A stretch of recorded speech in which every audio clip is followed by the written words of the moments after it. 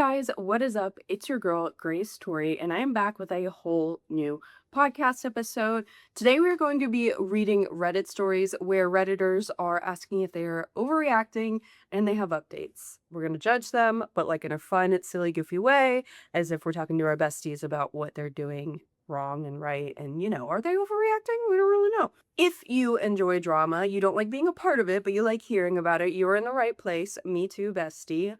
We are nosy bystanders. We like hearing all about it. And if that's your thing too, don't forget to like, comment, subscribe, follow, whatever the term is on whatever platform you are currently listening or watching on, as well as hype if you're on YouTube. You can hype for the first week.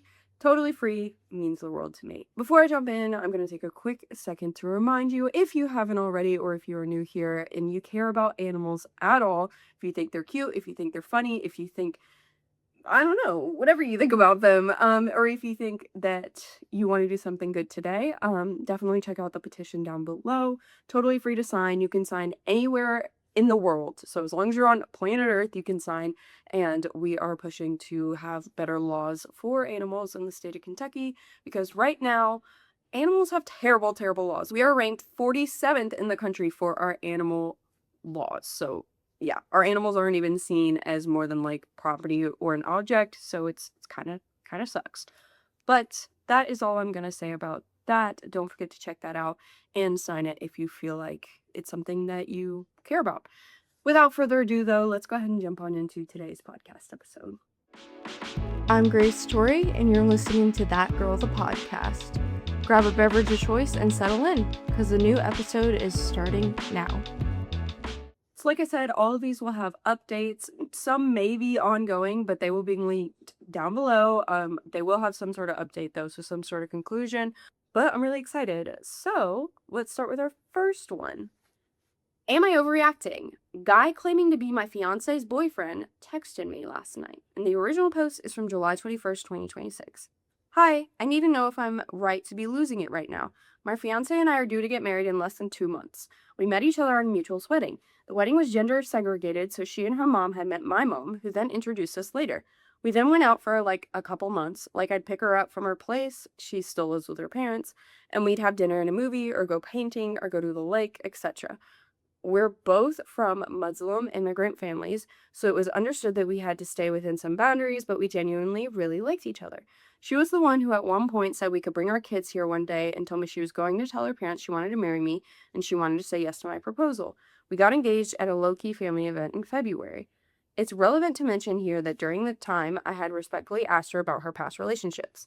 I had said that I know it's personal and there's absolutely no judgment from me, but as someone who, despite not being a great Muslim in a lot of respects, did abstain and save myself for marriage, I would like a partner who had done the same. That was a compatibility thing, not a judgmental thing. She didn't seem to mind and said no, she hadn't been with anyone, and I believed her. Since then, the wedding prep has been in full swing, and the two of us have gotten the chance to get closer. She's the one who's made more of an effort in our communication because, unfortunately, I work from home with an employer in the morning and have my cybersecurity business too, so time can be scarce sometimes. Our only argument has been her complaint that I don't make enough time for us. Some guy claiming to be her A in the text, which I'll get into, boyfriend, who is S in the text, texted me last night and even sent me pictures where they're together. He claimed that they were in a relationship for the last 2 years, that they've been having spicy time, that they were in love, and I've been losing my mind. I never put any pressure on her. Yes, I really liked her, but I let her make her decisions at her own pace. If she wanted to be with some other guy, all she had to do was say so. In fact, not even. It was none of my business. She didn't even owe me any reasons, but just gave me a straight no. I haven't picked up her call this morning. I've genuinely been feeling sick at the duplicity. So she is A and the guy is S, I think. Let's read the transcript of the text messages. This is at 12:05 a.m. Guy, is this A's fiance? OP. Who are you? Are you A's fiance? Question mark, question mark. I'm her boyfriend, so you can't marry her. And then the guy continues and says, please tell her and her family you're not interested. A has been my girlfriend for 2 years. She only wants to be with me. We've been in love for the past 2 years. We've been dating for the past 2 years in secret. We've been having spicy time at my place for the past 2 years. She didn't tell you? She'll deny if you ask her. Sends a photo of a seemingly close couple that's redacted by OP in the post.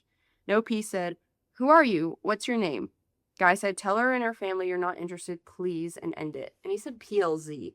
Like, he's using a lot of, not to kind of judge, but he's using like PLZ, BF, I'm with no apostrophe. I don't know. I just feel like serious conversations need proper grammar, but maybe that's just me being picky. But if you're going to ask someone not to marry their fiance, maybe you should like be a little more serious. I don't know. And then the guy also said their name. And then guy said, ask her face to face about S. You'll know. And that's ULL. Question mark, question mark. Look, you seem like a good guy. You'll find someone better.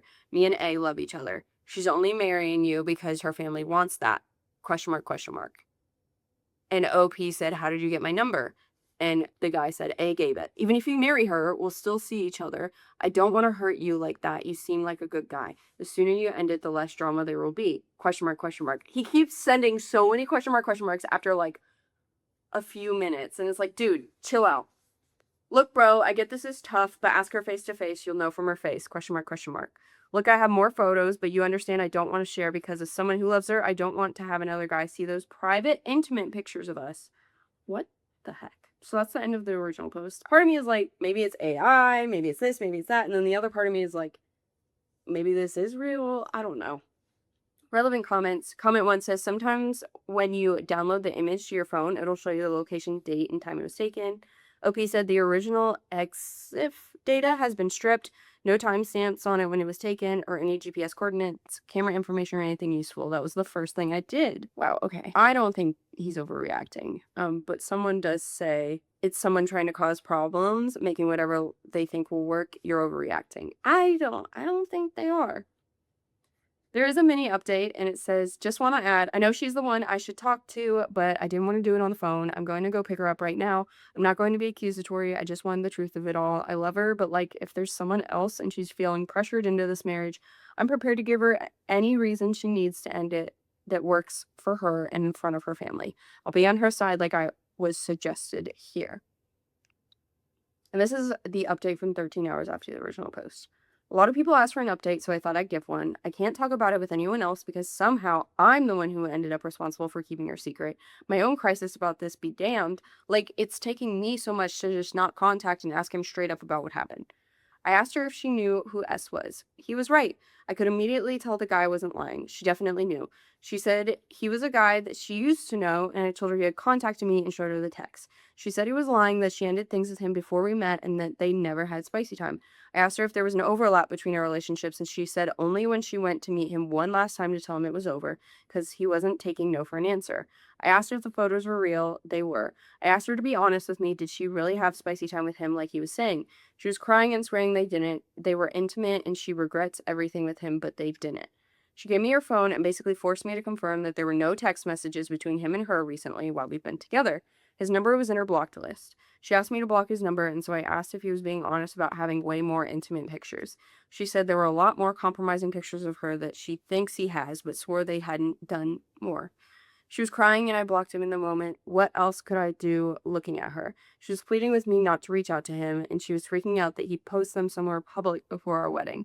At that point, I was trying to keep her from freaking out.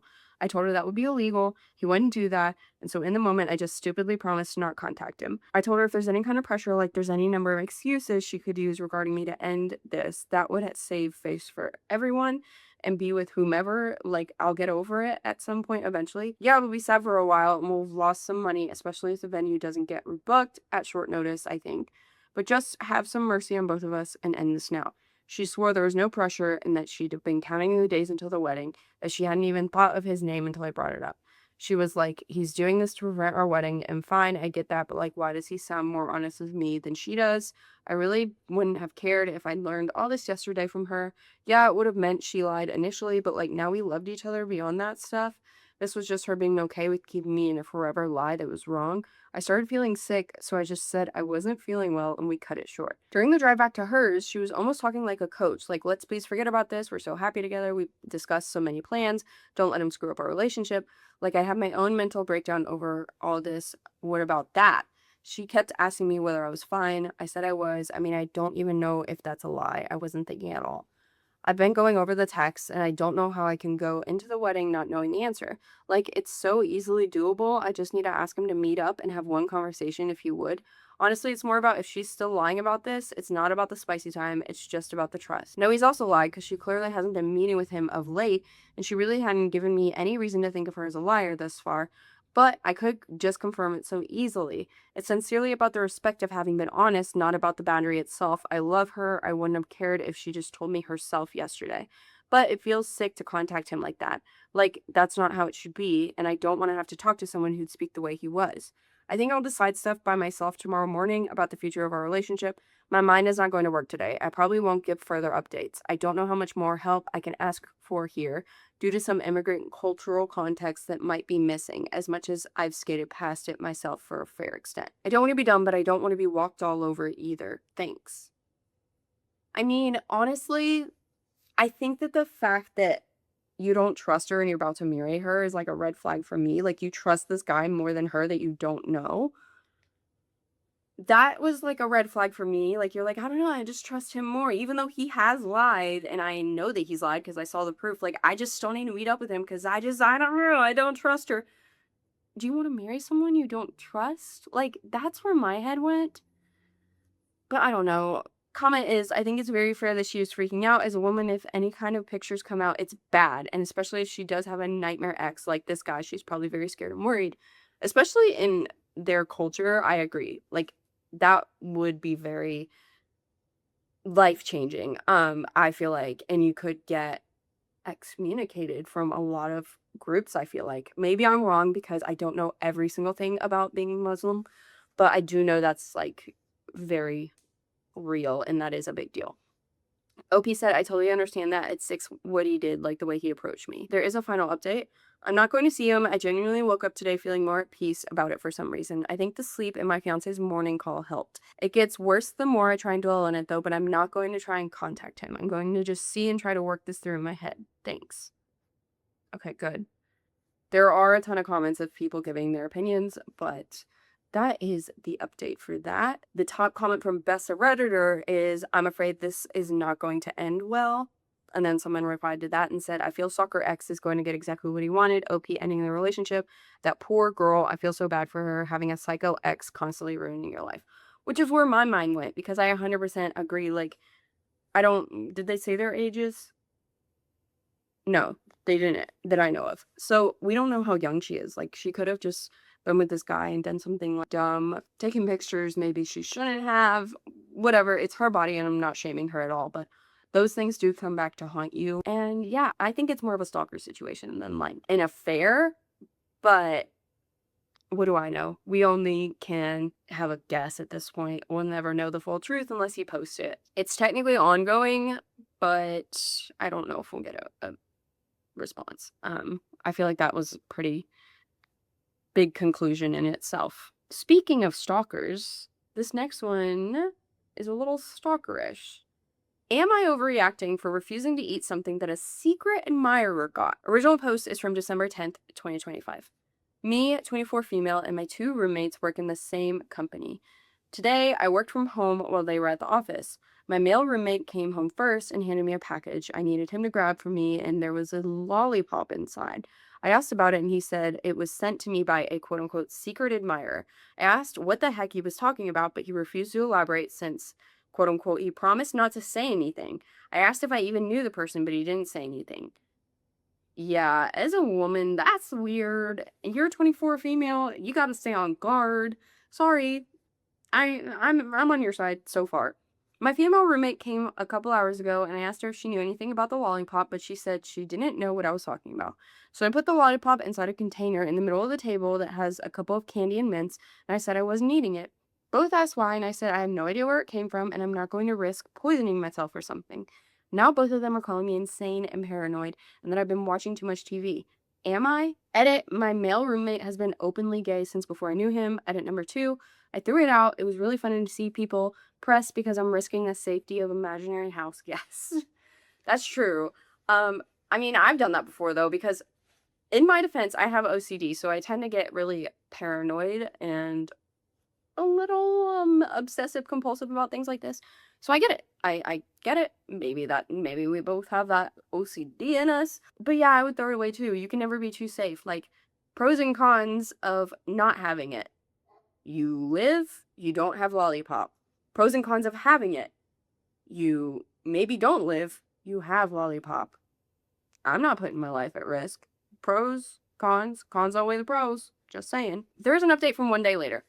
First, I want to thank everyone for reassuring me I wasn't crazy because I needed it after today.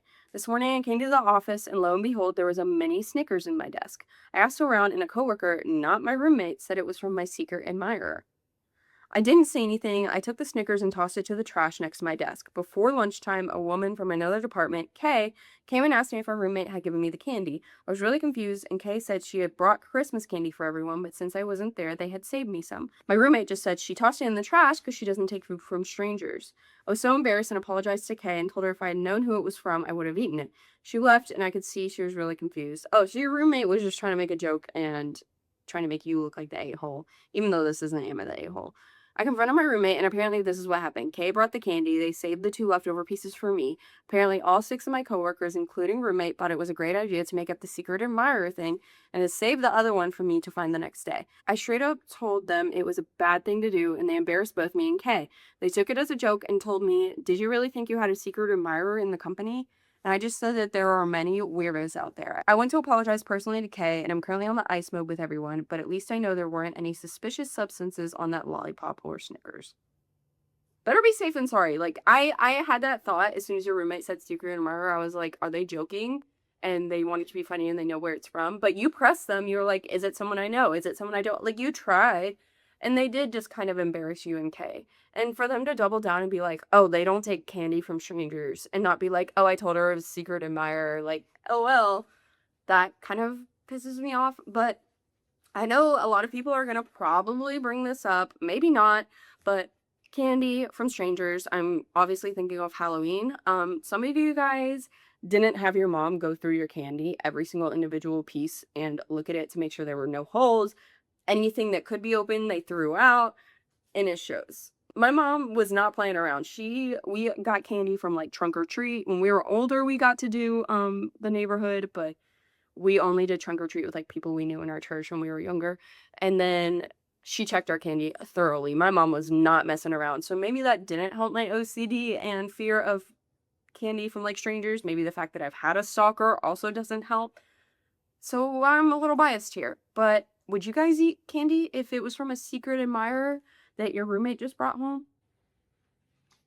Top comment from Best Redditor: it always amazes me how other people would do something very strange, and if you point out the strangeness, they try to turn around on you like you're the strange one. Like, OOP is not the weird one for not eating food she doesn't know who or where it came from. That's pretty standard behavior. That was my thought. Like, they just are, like, embarrassed, and they try to go 10 toes down, and you don't need to be doing all that. We'll do one more. Am I overreacting? My coworker has been heating up fish in the office microwave every day and just asked me to, quote unquote, keep it down while he eats. The little passive aggressive tension. I'm excited for this one. First post. I need to talk about this because nobody in my office will, and I think I'm going insane. I work at a tech company in Shenzhen. So sorry if I mispronounced that. I'm not Chinese. I moved here for the job. I do not fully understand everything that happens in this office, and I've accepted that. Sometimes there are cultural things I just don't get, and that's fine. This is not one of those things. I'm confident this is not a cultural thing. I think this is just one guy. There's a guy on my floor. I'll call him Dale because his English name is Dale, and I don't care anymore. Dale started here in October. Seemed normal at first. Quiet. Wore those slim fit dress pants everybody wears here. Had a little desk plant. Fine. In November, Dale started bringing fish for lunch. Not like from the canteen downstairs where they have an actual kitchen and like 8 options. His own fish. In a container. Microwaved. Every single day. The microwave is not in a break room. The microwave is on a little table in the open office right between his desk and mine. We have a canteen. We have a full canteen with real food made by real cooks on the first floor, and this man brings tilapia from home in a glass container and microwaves it at his desk. I can hear the turntable spinning. He stands next to it and watches it rotate the entire time. Just stands there, looking at his fish spin. Does the canteen cost money? Info. I would like to know that. The smell is unreal. I'm not going to describe it because you already know. You know exactly what microwave tilapia in a shared space smells like. It's that. But in Shenzhen, in the humidity, it lingers. I mentioned it to him once in late November. My Mandarin is okay, not great, so I kept it simple. I said, "Hey, Dale, do you think maybe you could heat that up in the canteen kitchen?" "Oh, yeah, he could do that. Like, he could go down to the full kitchen." He looked confused. He said, "But the microwave is right here." I thought maybe I said it wrong, so I asked a colleague to translate just in case. She told him exactly what I said. He looked at her and then back at me and said in English, "Yeah, but the microwave is right here." He understood me the first time. He just couldn't process why anyone would walk downstairs and there's a microwave right here. It got worse in December because he started bringing a side. The side is broccoli, also microwaved. So now we have fish and broccoli in a small open office area, and I know Chinese offices can sometimes have strong lunch smells. I know that. But even the other Chinese colleagues were opening windows. This wasn't a cultural gap. This was Dale. January is when things got weird. Dale put a small sign on the microwave in Chinese that said something about being courteous with shared appliances. I had to ask someone to read it for me. I thought, oh good, he's becoming self-aware. No. He put the sign up because someone microwaved some kind of spicy hot pot leftovers and he didn't like the smell. Dale didn't like the smell. The fish and broccoli guy thought hot pot was too much. I stared at the sign for maybe an hour. I couldn't read half of it, but I understood enough to know I was losing my mind. Then in February, he started doing something I still don't fully understand. He began eating at his desk with his desk lamp off. Just sits in the dim with his tilapia and broccoli while the rest of us are working. I asked a Chinese coworker if this was a thing. She said no. I asked another one. He said no and also made a face. So it's not a thing. It's a Dale thing. I asked Dale about it and he said he read on WeChat that eating in dim light aids digestion. I didn't look it up. I don't want to know if it's true because if it is, then this man is operating with information from a WeChat article and I can't compete with that. 2 weeks ago, he brought in a second container. I thought, oh good, what now? It was rice. Just plain rice. I was so relieved it was just rice that I almost thanked him. I almost thanked a man for only bringing rice. That's where I am now. My baseline has shifted so far that plain rice feels like a gift. Oh, and I forgot to mention, he eats with these metal chopsticks, not the disposable wooden ones from the canteen. Not even normal reusable ones. These heavy metal chopsticks that scrape the glass container. It sounds like a tiny forklift backing up every day for the full duration of his lunch, which takes him about forever because he chews each bite like he's solving something. Last week is what made me write this post. I was on a video call with our US partner office. Important call. I have my headset on. Dale walks over to the microwave area, which again is right next to me, and he taps me on the shoulder. I mute myself. He goes in English because he knows I prefer it.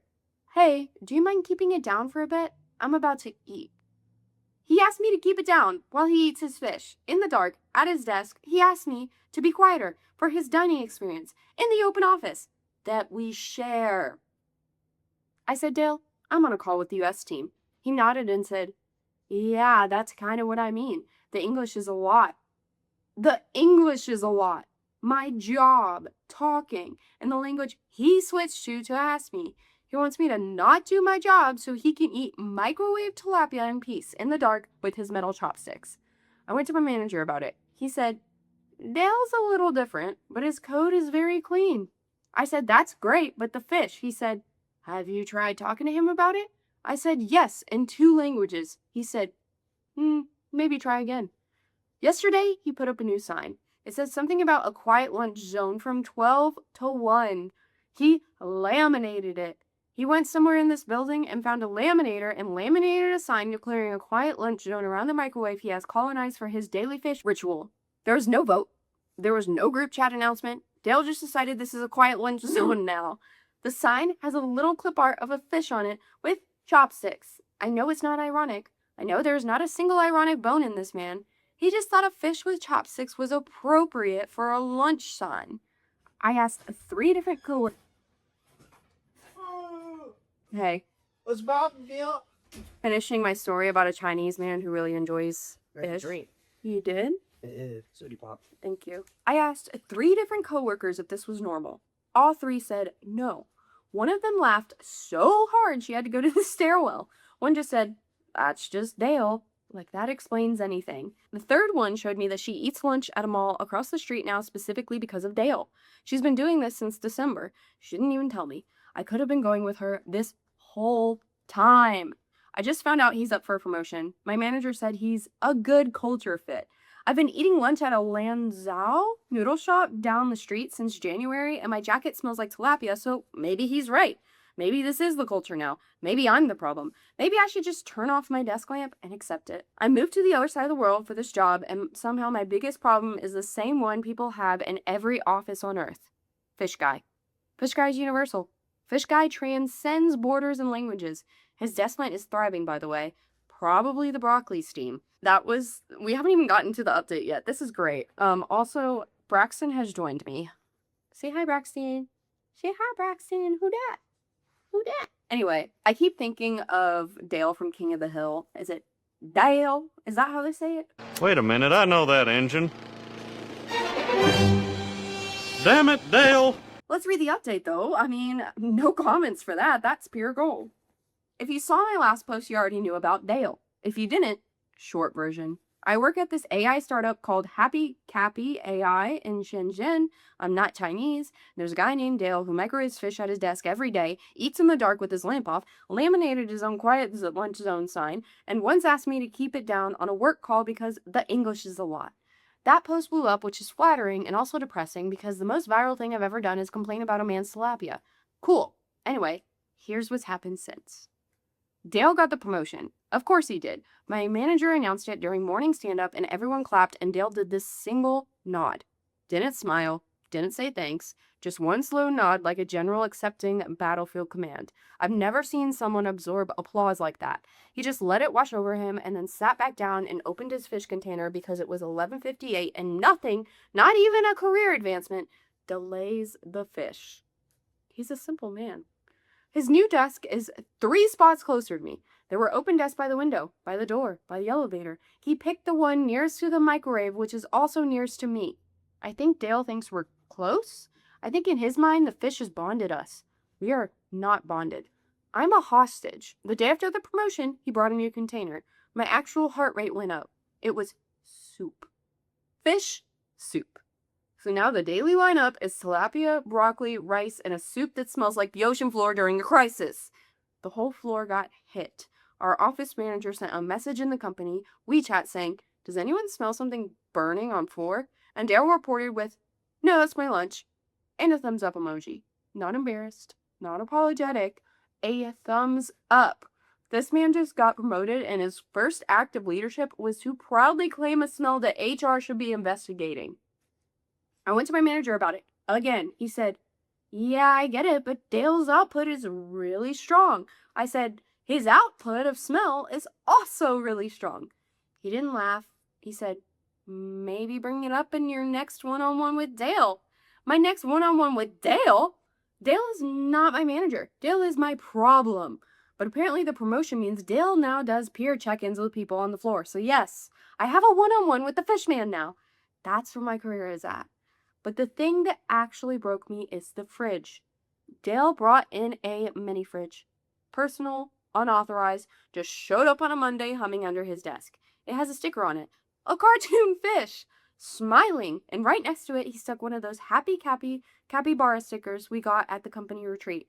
So now there's a Happy Capybara and a happy fish on Dale's unauthorized fridge like they're best friends. Like they're in this together. Every time I look at it, I feel like they're both judging me for not accepting Dale's lifestyle. I asked my manager about the fridge and he said, "Dale mentioned wanting to keep his ingredients fresh. I think it's fine." Ingredients. He is calling it ingredients now. It's not lunch anymore. He has ingredients. The desk is a prep station. Dale is running a restaurant out of a cubicle and management is fine with it because his code is clean. Oh, and remember the coworker who'd been eating lunch at the mall across the street since December? She quit last week. Not directly because of Dale. I think she got a better offer somewhere. But on her last day, she stopped at my desk and whispered, "Get out while you can." I laughed. She didn't laugh. She just looked at me like I was the one person she couldn't save and then walked to the elevator. I think about it a lot. Now here's why I'm writing this. Yesterday in the elevator, just me and Dale, he turns to me and goes, "Hey, do you like seafood?" I said, "I guess." "Why?"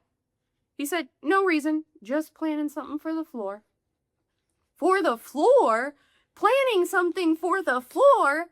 I said, "What do you mean? Planning what?" And he just smiled and walked out and did the wave without looking back. The man dropped, "Just planning something," and left like a villain in a movie. Except this villain has a mini fridge and a laminator, and I don't think he's joking. Something is coming, something involving Dale, seafood, and his understanding of what's appropriate for a shared workspace, which, as we've established, is wildly different from everyone else's. This man laminated a sign. He brought a fridge. He earned a promotion microwaving fish. Whatever he's planning, he will execute it with absolute certainty and zero pushback from management because his code is clean and apparently that's all that matters. His desk plant has a second pot now. He's expanding on every front. We'll update when I find out what the seafood plan is. Pray for me. And guys, by golly, there's a second update, so we're just going to jump right in. HR is nowhere in sight, and I am here for it. Second update title is The Seafood Event Happened. Also, we moved offices. Also, Dale brought his fridge. So, the seafood thing happened. I need to start here because the last post ended on he's planning something for the floor, and I know some of you said to claim an allergy in the elevator, and I want to be clear. I had the window. I did not take it. And the seafood thing happened, and I was present for the entire thing, and I need you to know this before I get to the other stuff. Dale organized a floor hot pot. He called it Floor Culture Building Lunch. Thursday night, we chat message, whole floor, seafood hot pot tomorrow, bring appetite. He attached a photo. Not a link to a place, not a shared order, a photo of a hot pot, from what I can only assume is his own iPhone. Just a pot on a Thursday night, no other context. Management had apparently approved it. I don't know when he asked or how he framed it, but by Friday morning there was a portable hot pot on a table in the middle of the floor and Dale was unboxing seafood from bags he'd carried in from home. I stood there longer than was professional just watching this. He had shrimp. Things I recognized. Things I genuinely didn't. At one point, he added something that made the person next to me go completely still in the way people go still when they are privately reconsidering their life choices. Dale gave a short speech. My colleague translated the part that mattered. He said sharing a meal was the foundation of team trust. He said this while stirring a hot pot he had personally transported on a Friday morning. Nobody clapped. Everyone ate. The smell lasted through the weekend and someone filed something with HR and HR said it was a team event so nothing happened. Anyway, our company got funded. Happy Cappy made it into some tech news, which was exciting for maybe a week, and then our CEO announced we were moving. Scaling up. New floor in a WeWork in Shenzhen, proper branded setup, real kitchen, the whole thing. They put capybara stuff everywhere at all hands. Mugs, wall print stickers. I took a couple because honestly the capybara is kind of cute. I don't know. It grows on you. Capybaras are really cute. I was thinking that. Dale took the whole sheet of stickers. I was standing right next to him. He picked up a full sheet, put it in his bag, made eye contact with no one. I watched this happen and said nothing. I have no idea what he needs that many capybara stickers for. I've decided not to think about it. The new office is legitimately nice. Open floor, glass meeting, rooms along one wall, proper kitchen with ventilation. I was optimistic. Thought maybe a fresh start, a new space, he'd use the kitchen, whatever. That lasted about a week. By the end of the first week, Dale had claimed a meeting room. He didn't do it officially. He just started booking the same room every day 12 to 1. Calendar subject line, L. It's just the letter. I asked her office manager what it stood for. She said lunch. Just lunch. Daily. The whole room. He sits in there alone. The walls are glass so you can see directly in, and I walked past one afternoon and he was in there. Lamp off. Container open. Metal chopsticks. No sound. Just Dale. In a glass box. In a WeWork. I stopped for a second because sometimes you need a moment to confirm what you're looking at is real and not something your brain has constructed. The WeWork community team noticed the smell after a week or so and sent an email to our office manager asking about, quote-unquote, food preparation concerns on the floor. She forwarded it to the CEO. He forwarded it back to her. Nothing happened. Dale put a laminated sign on the meeting room door. New one. He must have found a laminator in the building. Same text, though. Quiet lunch zone, 12 to 1. Please respect. WeWork staff took it down. Next morning, a new one was up. They took that one, too. Third one appeared. I think after 3 attempts, everyone just gave up because the sign has been on that door for 2 weeks now. Oh, and I should mention, the fridge came. Dale's unauthorized personal fridge made the move. The moving company packed it. Someone put a company asset tag on it because they assumed it was office equipment. It is now technically a Happy Cappy company asset. The capybara sticker and the smiling fish sticker are still on it. It's under Dale's new desk. His plants came too. 3 pots. I don't know what he's been giving them, but they are doing incredible. Best looking desk plants I've seen in any office. Thriving. Expanding on every front as always. New person joined last month, desk closest to the glass meeting room. First day she came over to me around 2 p.m., stood there for a second and said, "Is that guy okay?" I don't know what to say. I said, "His code is very clean." She came in with noise-canceling headphones on day 2. I've had mine since February. We don't talk about it. We're just both wearing them by noon. I think I've stopped fighting it, to be honest. Dale is weather at this point. You don't argue with weather. You dress for it. The forecast at this office is fish. Has been since November. You bring a headset. We'll update when something happens. Something always happens. And unfortunately, that was the final update thus far, but there is a notable comment that I can agree with. And it says, "I'm sorry you're living this, but it's my favorite read. Keep up the series." Nice. Nice. I don't know if I fear Dale, if I want to be Dale. Like, if I was in this situation, he would get on my nerves and drive me a little bonkers, but I also admire how little he cares. But the lack of self-awareness is also a little jarring. Top comment is, "The mods are aware that several people are concerned that this might be an ad for an AI startup. However, it is an interesting Best of Redditor update and doesn't really do the startup any favors if it is an ad, so we'll let it stay at least for the time being." I love that. Like, I have no notes. HR nowhere to be seen, nowhere in sight. I'm gonna leave it at that though. Like, I feel like nothing can top that. There is no story that will top that. So we're just gonna let that be our ending. I love you guys so much. Thank you so much for listening, sticking around, being here. Don't forget to hype if you're on YouTube. Sign that petition if you can. It takes less than a second, means the world. We're trying to get to 1,000 signatures. And I believe, let me check where we're at real quick. I actually have it pulled up on my laptop. Hold on. We are at 746 signatures, so we have 254 more to get to 1,000. I would really appreciate it if you signed. Again, it's free, it takes no time, and there's no cons to it. Like, you are helping animals get more rights because right now they don't have them, and there's no way to hold people accountable for doing terrible, terrible things to them in every aspect. And this is something that I want you guys to know. If I can move to get this done in Kentucky, I am going to push to get it done across the United States, because no animal should be seen as an object. Like, a rock being thrown at a car has the same procedure for a dog getting hit by a car. And that's like, are you kidding me? Whatever. Okay, I don't want to be sad after that amazing story, but I would appreciate it if you did that. Don't forget to like, comment, subscribe, follow, whatever the term is. Yeah, I am taking a day off this week because I am going to a concert, and I thought it'd be a good opportunity to take some time off from work. So I'm gonna try and get another episode up this week, but if I don't, I will soon, because the new camera parts are coming this week, so I'll have a camera and everything will be back to normal. So yeah, that is pretty much it. I love you guys so, so much. I appreciate you more than you can imagine. Every single one of you, I see you, and it means the world when you join our community of nosy bystanders. So yeah, I'll catch you guys on the flip side. Love you so, so much. Bye.